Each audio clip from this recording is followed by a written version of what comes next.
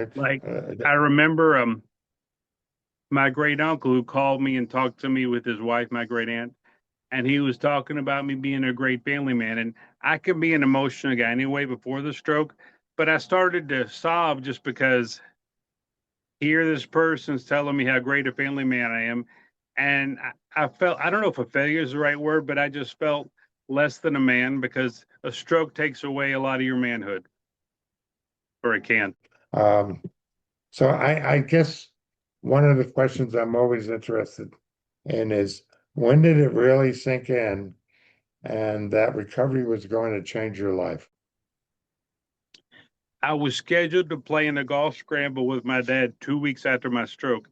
And even though I couldn't sit up in the hospital bed without hitting the button to raise the hospital headboard and all that, I was convinced, oh, no problem. I'd had a stroke. Even though I can't sit up or I need to use a wheelchair to get around, I'll be able to play in 2 weeks, no problem. What really hit me and affected me probably when I was in rehab, because the way the rehab was,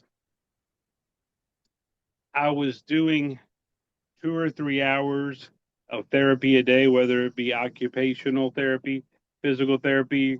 I didn't need speech therapy as much, but I had to work on swallow therapy and those kind of things. And I think those days when I was a total of almost 3 weeks away from home and away from my dogs, I realized how serious it was.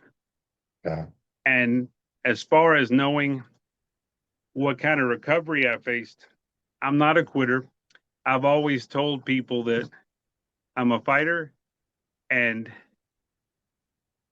while this opportunity, even in the rehab facility, I started to change the way I looked at things, not just being a fighter and not a quitter, but also a positive attitude. I just kind of started to come to grips with the fact that God gave me this opportunity, not the way I would have taken it on as a stroke survivor, but I just tried to encourage and motivate others.